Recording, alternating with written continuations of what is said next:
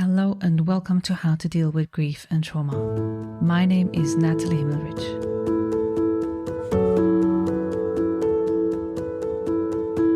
Today I speak with Amy Watson, who has experienced a stillbirth and a miscarriage.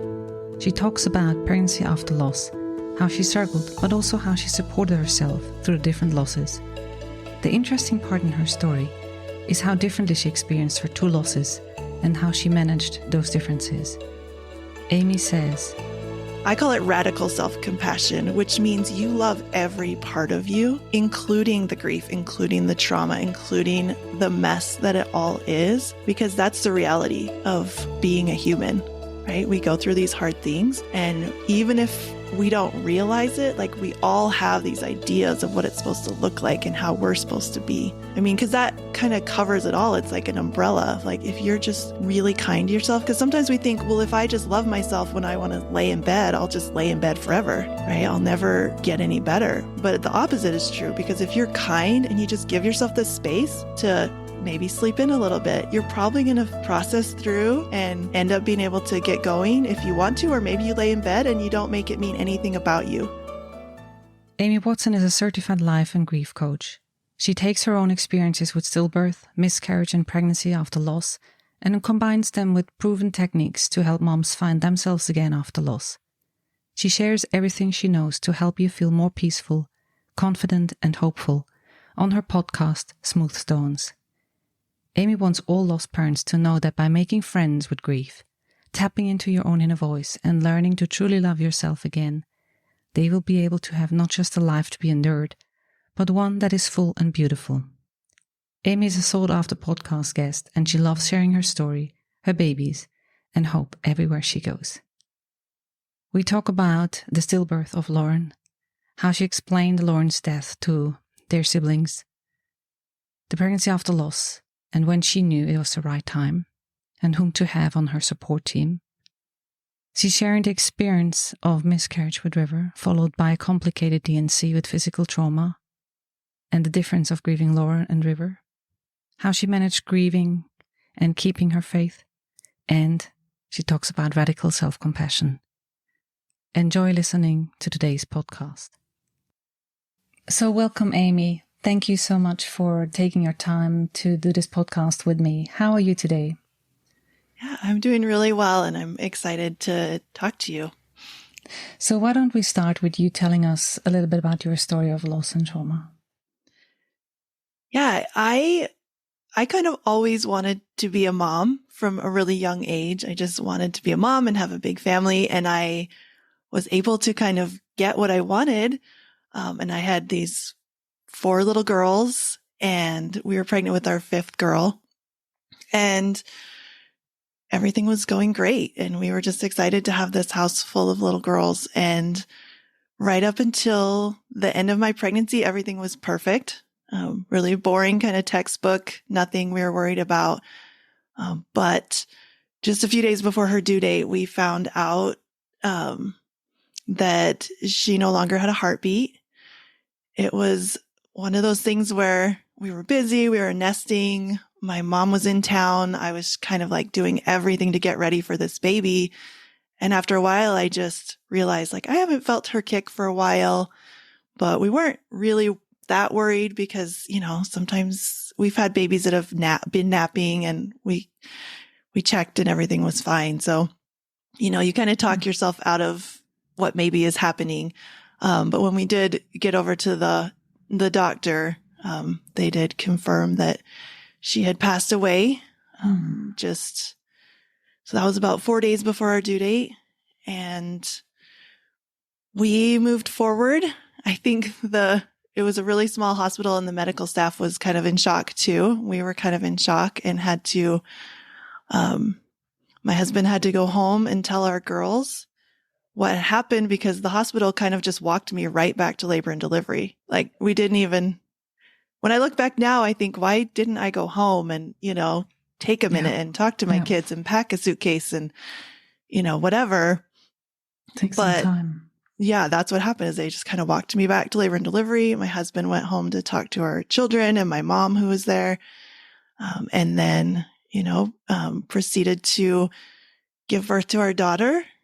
And I remember that being, I had been induced with 3 of my other deliveries. And so I kind of knew how it all worked to start labor, artificially or at the hospital. And so I just decided, okay, I know how to do this. I'm going to do this. I'm going to do everything I would do, normally, and really felt, I think, empowered in that and just saying, okay, I can do this for her, right? Like I can deliver her, I can handle this. But then, as you're there, people start coming and asking questions. And I just remember them, trying to figure out burial plots and what we were going to do. And I just thought, how am I planning a funeral during labor? How do you even do this? So that was kind of a lot. But then everyone left and we were just there alone and ended up having her in the middle of the night, just really quiet. And she was beautiful and perfect and had little chubby cheeks. And we got to spend some time with her and we named her Lauren. And the only thing they could say about what had happened was probably I had a partial placental abruption. And I had felt some contractions the night before, and I really thought, this is it. I'm going into labor. Looking back, that probably was some sort of cramping to do with the placenta. So we don't really know, but there was nothing wrong with her. Just was one of those things that, nobody really could have predicted happening. And yeah, so that kind of started my, I guess, grief journey. That was pretty devastating for me and our family and like all these little girls at home. I think they're like ages 9 down to 3. Yeah. And yeah, just lots of conversations but also a beautiful thing because I love that they were there and kind of got me out of bed every day and kept me going and kept life somewhat normal, even though it was not normal. But yeah, and we went on to get pregnant just a few months after that. And so I feel like that's a little bit, anybody who's been pregnant after a loss like that, where it's like a textbook pregnancy, everything's fine until the end, to be pregnant again and grieving is a lot to handle. I would say that year was the hardest year of my life. Just one of the questions that I hear often from my clients is, when do I know that I'm ready again to be pregnant after a loss? And given that you just shared that you were pregnant quite a few months after that, how did you know that it's time again or it's right for you? Yeah, it's funny you asked that because I actually wrote a whole little ebook to kind of help people decide this question because there isn't one right answer. And a lot of people are waiting to like feel ready, like that just happens out, like someday you'll just wake up and you'll feel ready. But in my experience, most people don't. That doesn't happen, right? It has to be a choice. And some people really have that urge and that drive to be pregnant again. And that's okay. Like sometimes I think we try to talk ourselves out of that and say, maybe I'm replacing my baby, or maybe I'm trying to distract myself from the grief, or all these reasons why you would talk yourself out of it. And I think, honor what you're feeling. And it might be biological. It might be your heart, your mind that just want a baby, and it's not a replacement. If that's a desire you have, then, I definitely recommend you have support and physically you're healthy and just mentally being healthy. And that you have a good team on your side, because it is a different experience for sure. And having a good team and being able to communicate with them is so important, because a lot of times you are just like going into every appointment is so scary. And so I think making sure you're at a place where you can voice your concerns and be able to ask questions and have tools to kind of navigate that part of it is so important. But for me personally, we had a whole nursery. Like we had a car seat in the car. We had everything. And like I said, we had always wanted this big family, and we had these, we just had this plan to have a baby. And that baby didn't get to stay. I kind of had said to the universe or God or however anybody defines it, I just was like, there's this out of control feeling. You just think, how can this happen? Like nothing's in my control. And so that's kind of what we did was we thought, oh, we lay these plans for our family and we think we have control, but we don't. So I was just like, well, then I'm not going to, we're not going to try, but we're not going to not try. And whatever happens, it happens. And that's kind of where I was. So yeah, I just think it's so different for everybody. And sometimes partners will not be on the same page of trying again. So that's something that I think you really need to, again, honor your partner's feelings, their fears, their desires, and, come together. And I think in our case, it was just, I really felt strongly about it. And even though we were afraid and a lot of different emotions, we just decided that, we would like to have more babies and we did. So yeah. And then we ended up going on. So after that little guy was born, that was a really, like I said, I was probably scared every minute of that entire pregnancy. I wanted to ask you a question about that because I think that's something really important you said before about the team that you had on your side. Because pregnancy after loss, as you just described, is and can be quite triggering in every step of the way. Because as you said, even if you have a textbook pregnancy, you're looking out for things to go wrong or could go wrong. So who did you have on your team? Who was supportive for you? I stayed with the same doctor, and some people really, that's a choice you have to make too. If you feel like you can't trust the doctor you had with your loss, it's okay to change. But also I felt like my doctor was the most invested person in this baby living, right? Because he had gone over and over and over what had happened and just really, he told me it was like one of the low points of his career. He had 2 stillbirths. There was another one just a few months before ours in our little small town, so rare that it would happen to have 2 full-term stillbirths.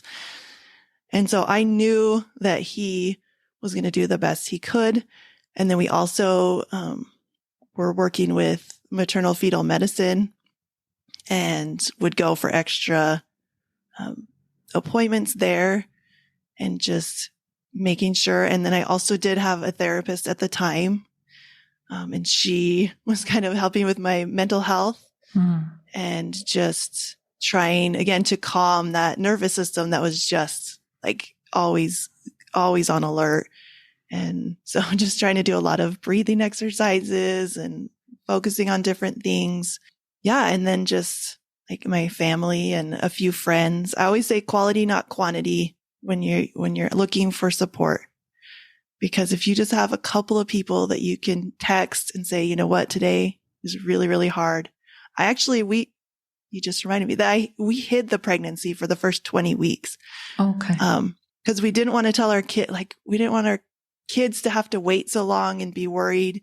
And I'm lucky I'm tall. Somehow I could just wear sweaters and we were able to hide it the whole first half. And I did that just for I needed to focus my energy. I needed to just take care of it myself and not be dealing with other people's input. So, but I did have 2 or 3 really close friends and they knew. I'm pretty sure I actually told one of them before my husband, maybe with one of our other rainbow pregnancies. But yeah, I had these friends that, they were there for me and that was huge. So I think that's really, really important for everybody. And I hope that everybody has that or can find that, right? There's so many groups and people or professionals that you can reach out to and build your support team, even if it isn't the people you think it might be. Yeah, I think that's a pivotal point. And I actually write in my first book, Grieving Parents, about the 2 different types of people showing up in our life. Hopefully the firefighters and the builders, and those who come very early on after the loss or the trauma, they are the firefighters, and those who come and help you build up, they are the builders. And so many people describe the secondary losses after a loss, which is the friends that are neither builders or firefighters. They might just not be able to fulfill any of those roles, and to deal with that fact that even if it's a good friend and they are just helpless in their own grief, that they can't be actually of support, and to actually deal with that. Did you have that as well? Some of those that you had to let go? Yeah. And I found that wasn't a challenge for me. I think I was able to very naturally just know that everyone's doing their best. Like, I was able to keep most of my relationships intact just because I didn't have those expectations. And that's a lot of what I talk to my clients about. And I'm sure you do too. It's just those expectations, or those ways you want people to behave when they're just not capable of it. I mean, that's what really will make those relationships hard. So I think just like I wanted people to understand that I was not functioning at my best when I was deep in grief and fear and all of these things, like I also try to extend that to other people, to just understand, like, whatever the quote is, like, everyone is fighting all these battles that we can't see, and just assuming that everyone's doing their best. Because I did have a lot of people in my life that did not show up, like, at all. Some that didn't even say a word about what had happened, and that are very close people to me. And I just was like, yeah, they're just really not able to do that. And it's okay. I'm not going to let it ruin the relationship. Not everyone is capable of letting that go. And some of those actually have to be let go of if that's really important. So that's fine too. So if anyone listening here, if that really is hurtful, if someone is close and isn't showing up, it's okay. And another podcast guest actually shared that we have to make sure that people care about their losses. Maybe they are not able to do much more but care, and maybe they're not even able to understand. But if they care in whatever way they can, show up and show that they care. So then you mentioned you had another child and a boy after those 4 girls. And do you want to continue there a bit?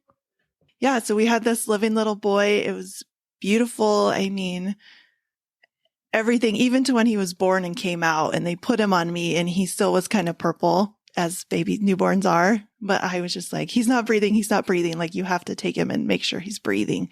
And then he like peed on the nurses, and everything was, it was good. And it was really beautiful and healing having him in our family. And we just loved it, loved having him. And he's grown up to be, like, when you talk about trauma, he's grown up to be one of those wild little boys that just gives me lots of practice managing my fears and anxieties around his safety. So we'll put it that way. But we've already had our fair share of stitches and broken bones, and he's very independent, and he's everything's fast, and he's been just a lot of fun to get to raise.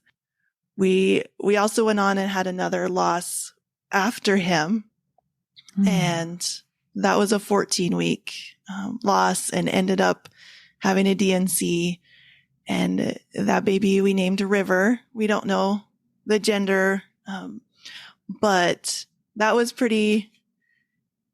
a tough situation. We chose to go in for surgery. And it was one of those things, just like on TV, like the doctor said, this will be quick. You'll be home in time for breakfast. And I woke up in the operating room looking up at the lights on the ceiling, and them saying, Amy, you had a lot of bleeding during the surgery. We're going to take you to the hospital. And, took me down the hall out of the surgery center into the hospital, and found out that, I had basically immediately started hemorrhaging as soon as they started. And they had spent 90 minutes basically trying to not have me bleed out. And so I woke up, I was very weak and tired from the anesthesia and from the blood loss. They had given me some blood in surgery, but I don't think it wasn't enough. I had no blood pressure. And I was just sitting there, and I know that it was very scary for my husband, who was sitting there watching and feeling like he couldn't do anything. And there was just a whole cascade of, little, I don't want to say mistakes, but little things that happened that ended up, it just wasn't a good experience. We'll say that.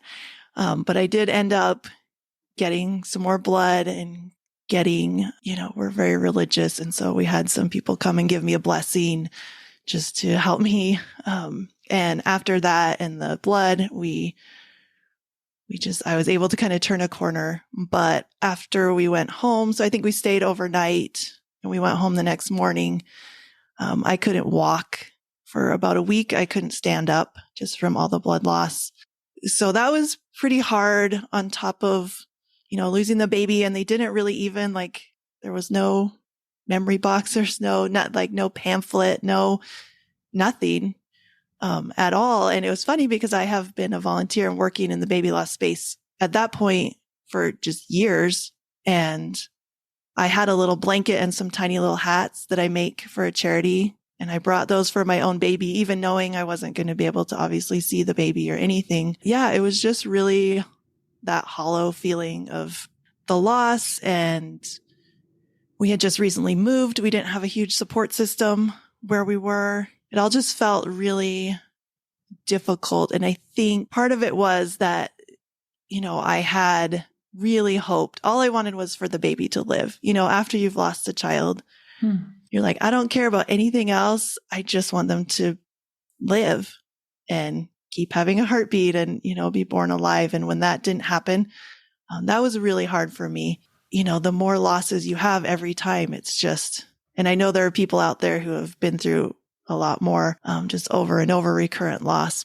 I think with Lauren, I was able to find a lot of peace and search for answers. And even though it was super devastating, I had a lot of peace around it. I wasn't angry, but with River, I was like, this is not fair.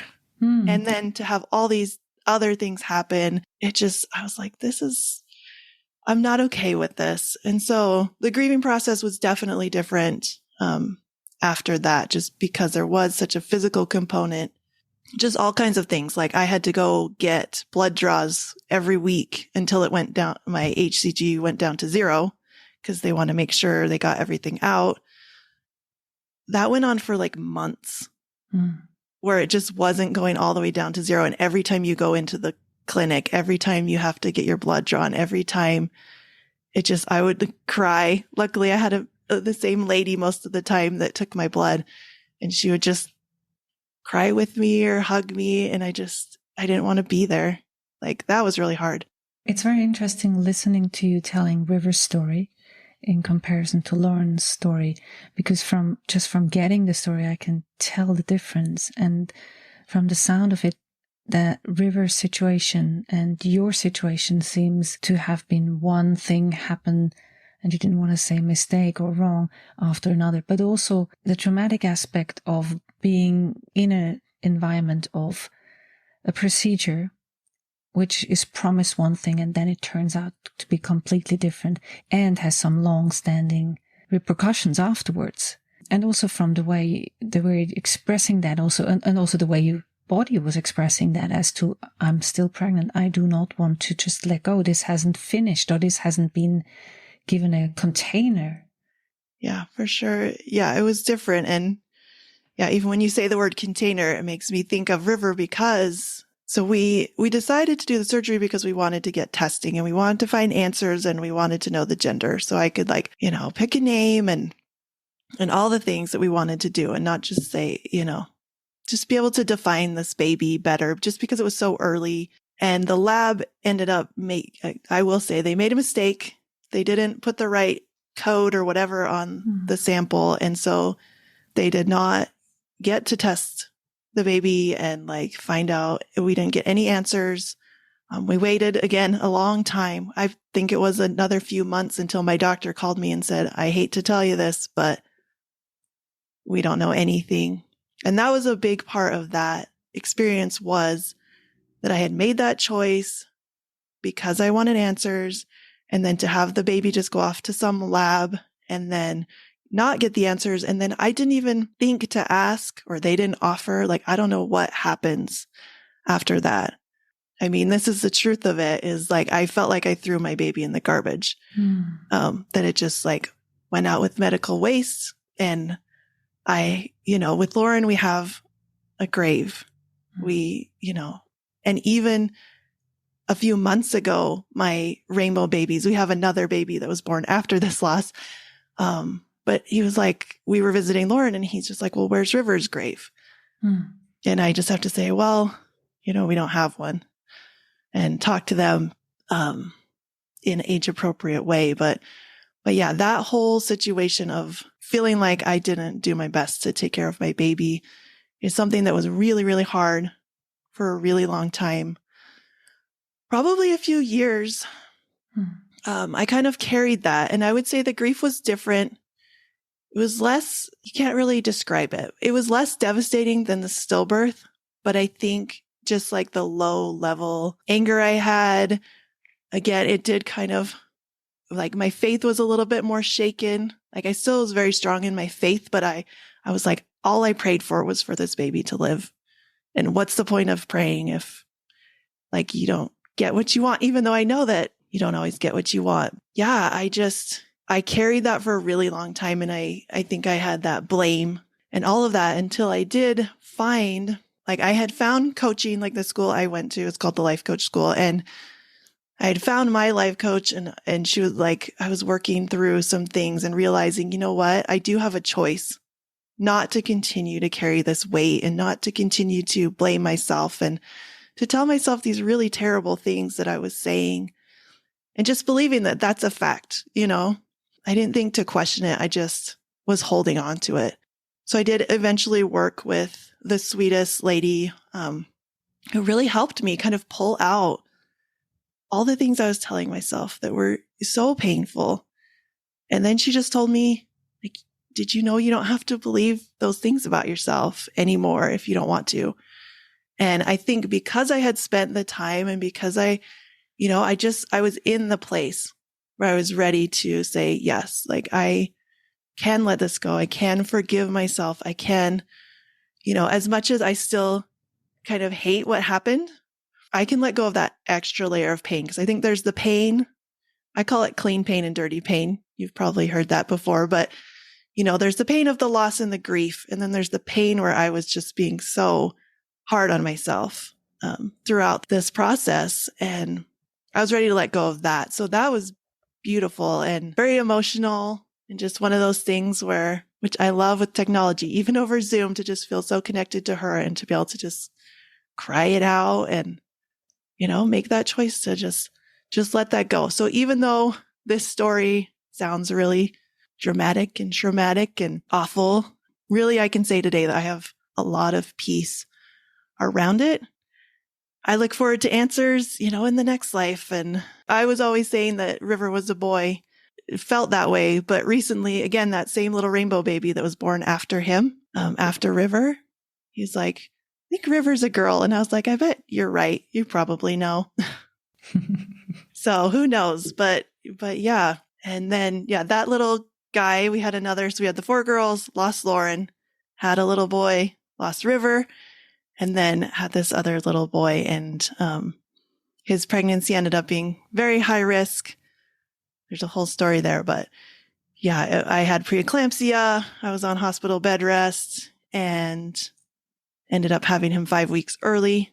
But we were really blessed, I think, that we had really good care. Again, the doctors said, like, we are not letting you have another stillbirth. We are with you all the way. I just chose to believe them. I was like, we're going to do this. And when he came out, we were so lucky. He didn't need to go in the NICU. He was perfectly healthy at exactly 5 pounds.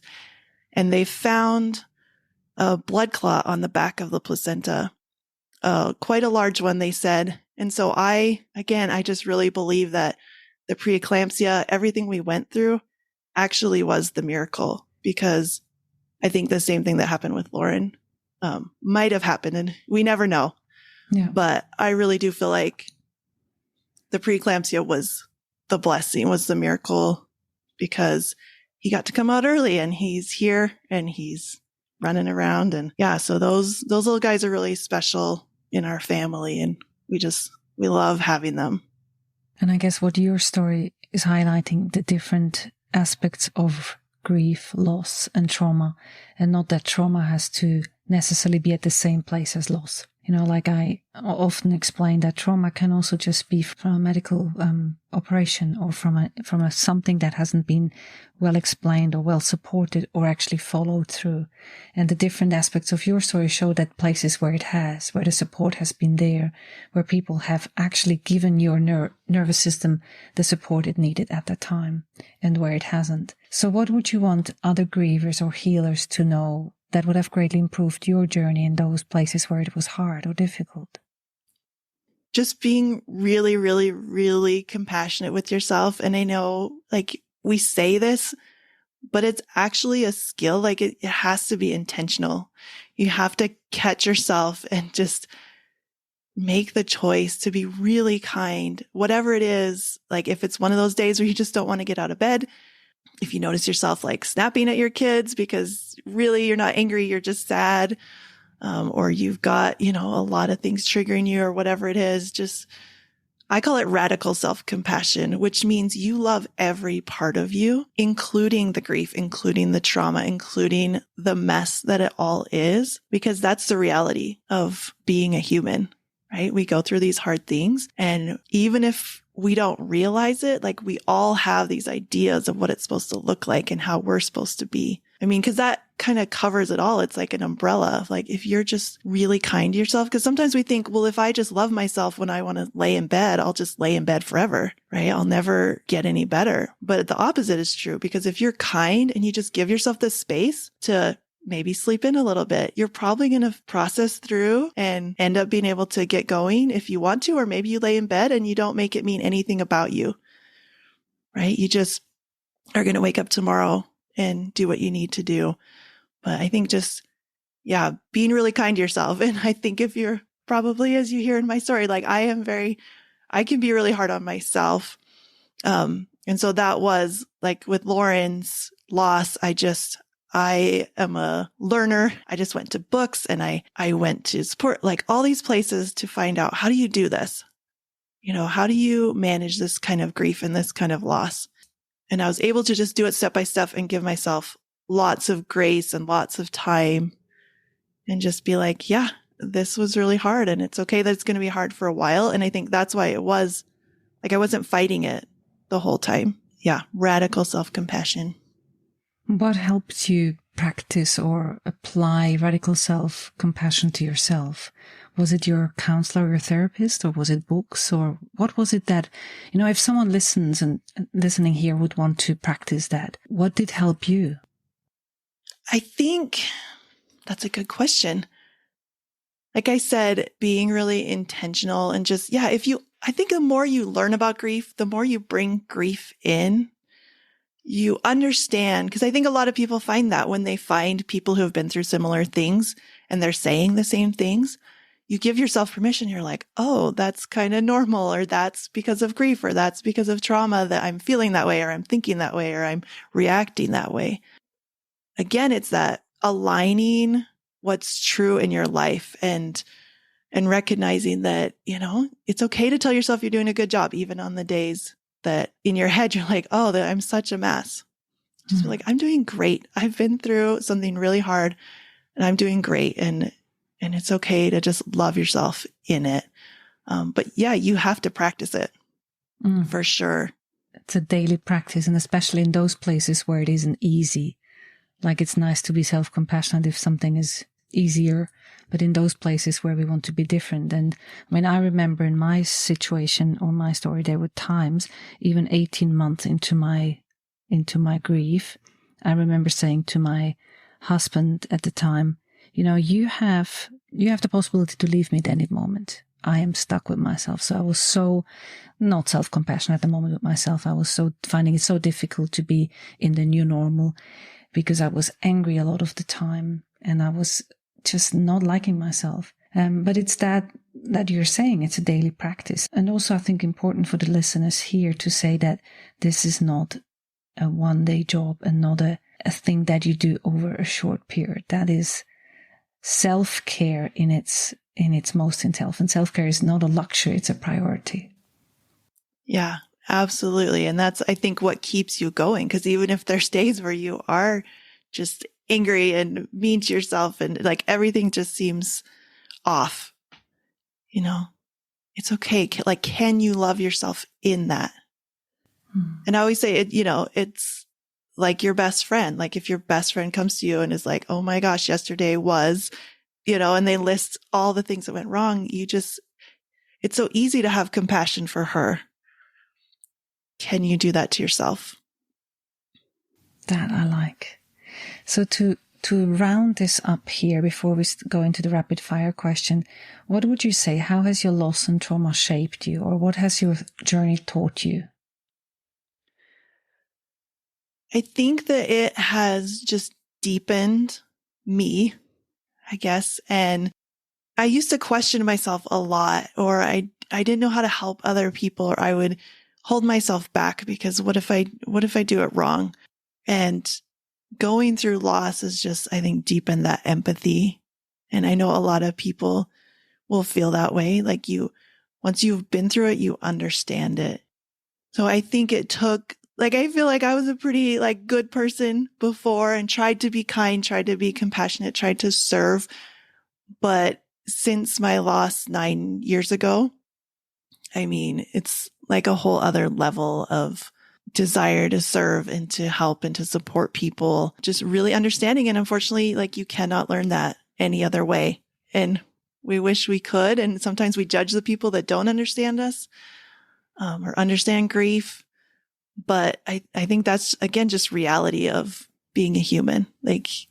Sometimes the only, you have to go through it and it's going to change you. But I've tried really hard to use that deepening and that change as a good thing in my life. And I think the way you're describing your situation, how you went through the losses of Lauren and River, actually really showcases that. And thank you for sharing that so beautifully. So as you know, I finish the podcast always asking these 5 questions to each and every one of my guests. Shall we do that?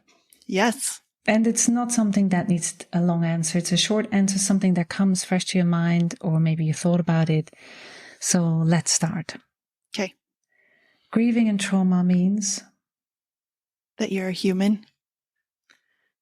Healing means? I think it means that you stop fighting reality and you stop fighting your emotions. Stop resisting the pain and just learn to live with it and to, like I said, bring it closer, get to know it. That's what healing means to me. What I have learned about myself in the light of loss and trauma. I love this question.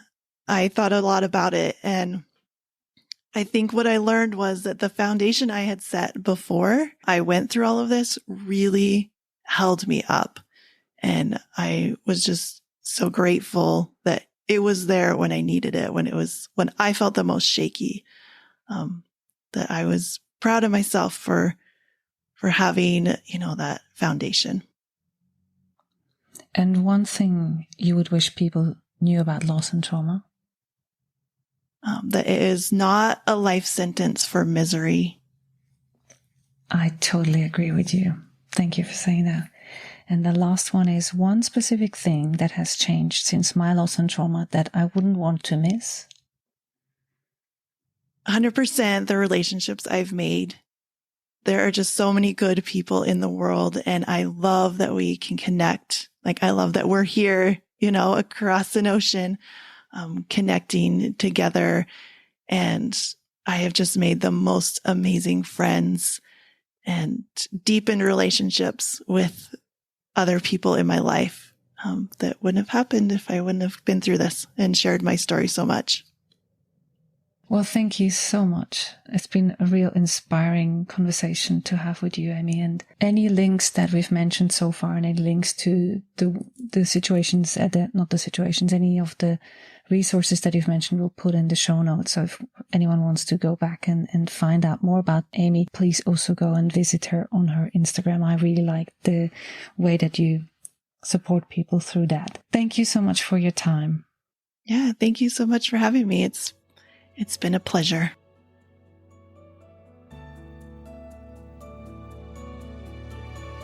Thanks for listening to How to Deal with Grief and Trauma. If you'd like to be updated on future episodes, please subscribe to my newsletter on nataliehimmelrich.com. If you need grief support, please contact me for a 30 minutes free discovery session.